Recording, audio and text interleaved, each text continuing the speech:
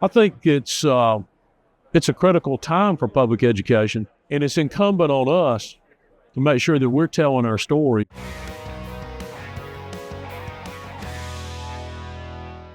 Hello, I'm Kathleen Bade. We are talking to superintendents across the country. And we've run some data, and we saw in our students that were connected compared to those that were not exactly what the research said. Their GPA was higher and their attendance rate was higher than students who were not connected. Because they're more invested. They're more invested, right? And that's oftentimes what brings them to school. I try to get to 500 classrooms a year, every year, and I have.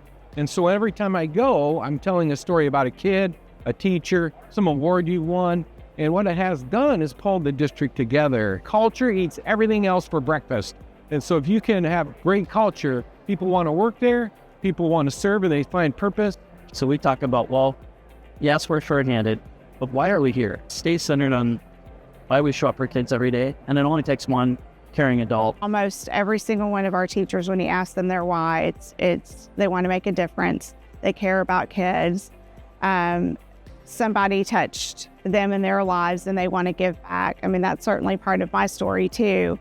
And we have to invest in our kids. And public schools have been at the very core of strong communities, strong states, strong economies, and we have to invest in our schools. Talk about, with the expiration of those pandemic relief funds, how you're sort of handling it fiscally as you have growing challenges in front of you, but less money to get things done. We know that we can't replace those funds. So for us, it's really about being efficient. So we're really going through our organization and looking at what's working, really trying to gauge the effectiveness and the return on investment in terms of student outcomes. I know that we are turning a corner. We're seeing some improvement in test scores. We're seeing some improvement in mental health with our students. And we just need to continue that.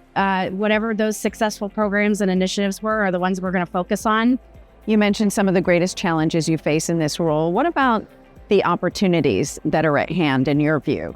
If you're not thinking about innovation as a school leader today and seizing that opportunity, I think you're really missing out.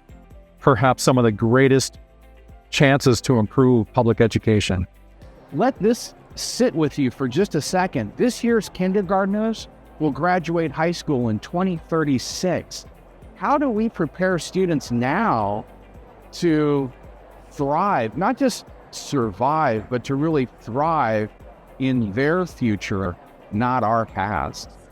AI will not replace humans, but humans who can leverage AI will replace humans who cannot leverage AI.